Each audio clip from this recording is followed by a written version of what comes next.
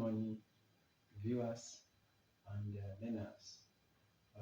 This morning, we're going to be looking at 20 common mistakes in English. Why we are using English words as non-native speakers, we tend to use some words recklessly or overuse them.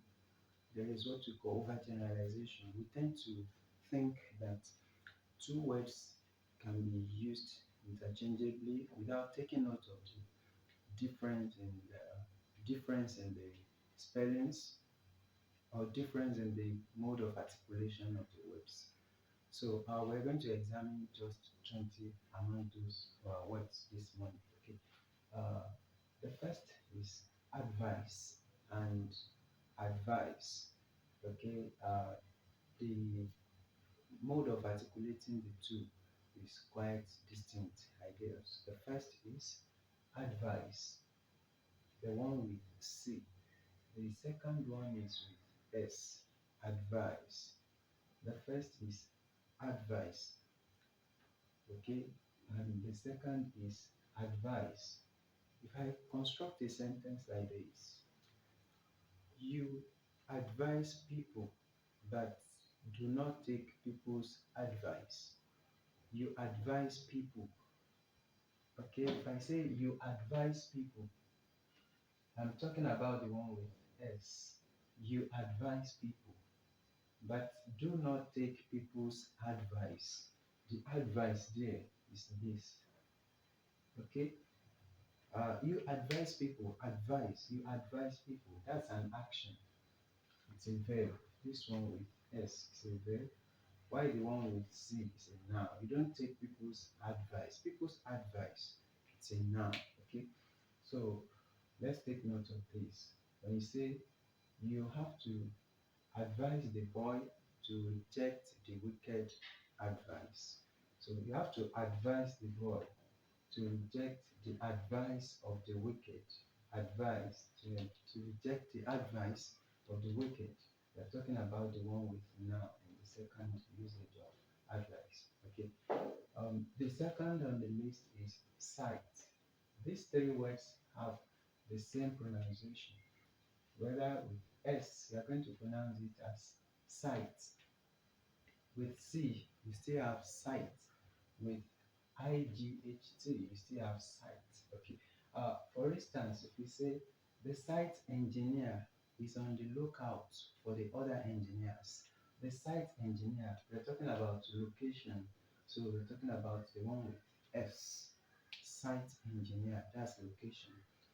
So the lecturer cited many irrelevant uh, examples. The lecturer cited many relevant examples. So we're talking about the one with C. This is reference.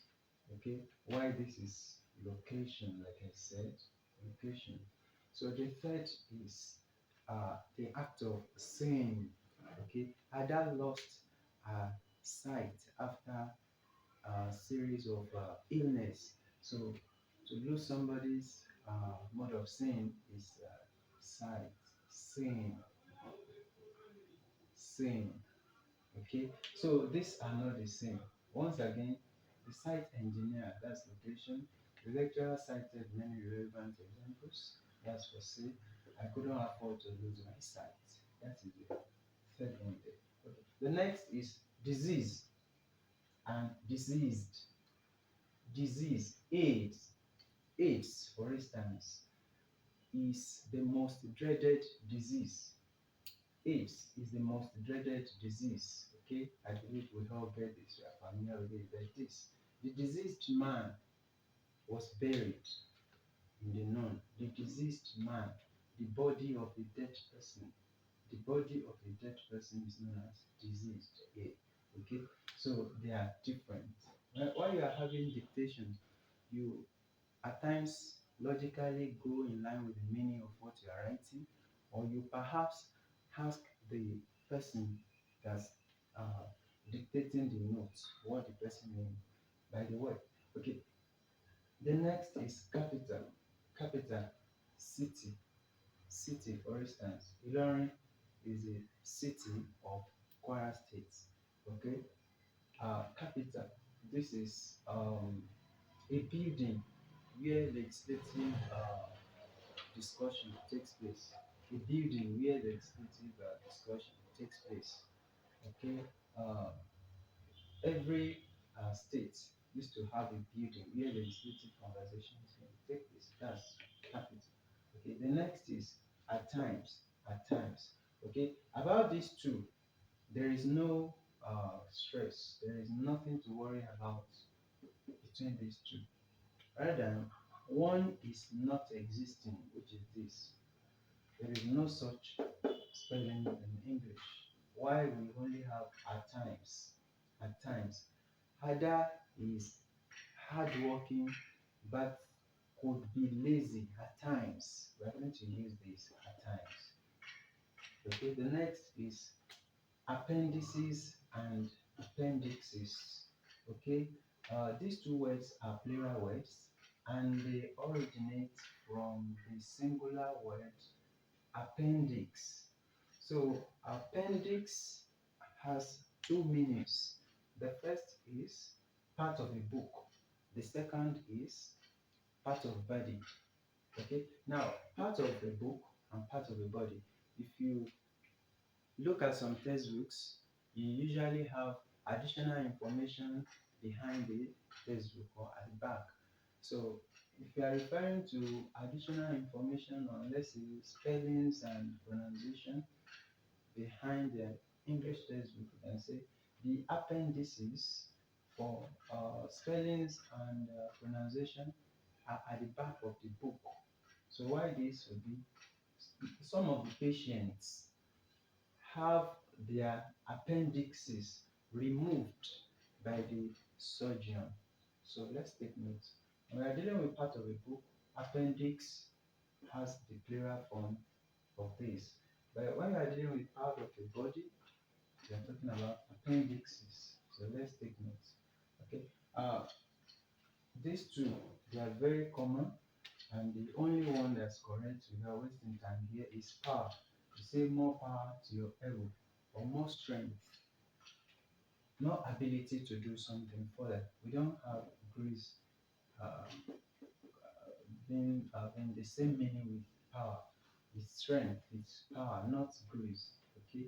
So presently and at present, if we say, for instance, um, the manager is busy, but he will be with you presently. It means he will be with you as soon as possible. Soon, that is the meaning of presently. While at present means now or at the moment. Okay, I'm busy at the moment means I am busy now or I am busy at present. The next is damage and damages. Damage here simply means destruction, while damages will mean reward or compensation. Okay, um, the violent storm has damaged the building. The violent storm has damaged the building. That's destruction. Okay, the man's family will sue for damages, compensation. The man's family will sue for damages. That's compensation or reward. Okay, the last, okay, the tenth one, if we say, for instance, kindly lend me your book. Ada has borrowed mine. Kindly lend me your book. Ada has borrowed mine. Okay, we will not say kindly borrow me your book. No, you lend. Lend is to give. Give me your book. Ada has taken mine. That's the tenth one.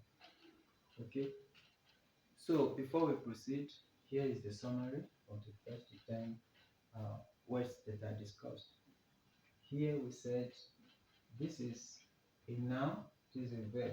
Take note, this one with C does not take S. For instance, in singular form, we could say he advises the boys to be hardworking. We're talking about this, and it can take S. This one does not take S. Okay. Next on the list is sight. Okay, let's take note of the articulation of this. It said sight, sight, sight.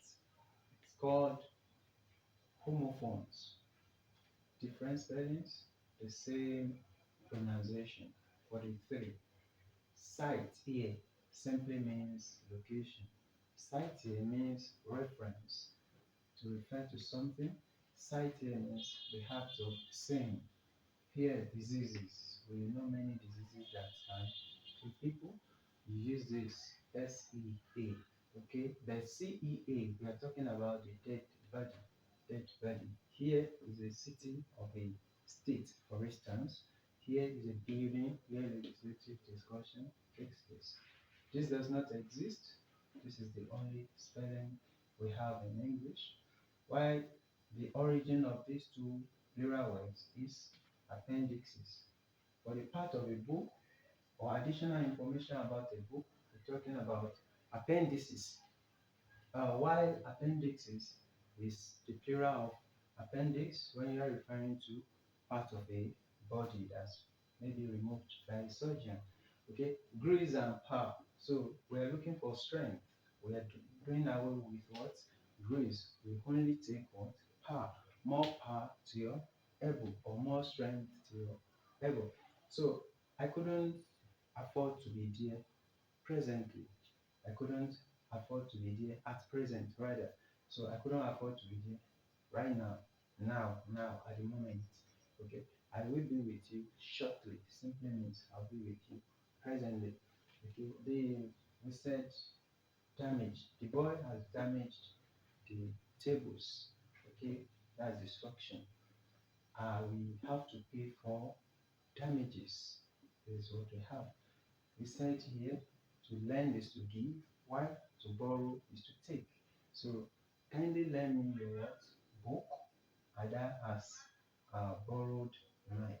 So this is the 10th one. We are going to proceed from 11th one to the 20th one. Okay, let us make sure that we replay this and digest, and possibly you can construct illustrative sentences and then submit it in the comment section below. I'm going to help you go through those sentences if you have actually used those words correctly. So we're going to be doing this every day. We are going to be having 20 words.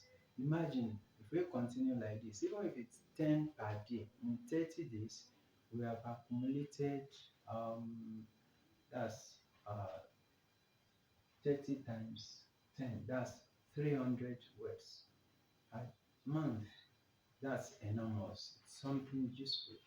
Before you do it for like 2 or 3 months, you see that you have really changed when it comes to either writing or your ability to differentiate or your communicative competence when you are using words that are related in English.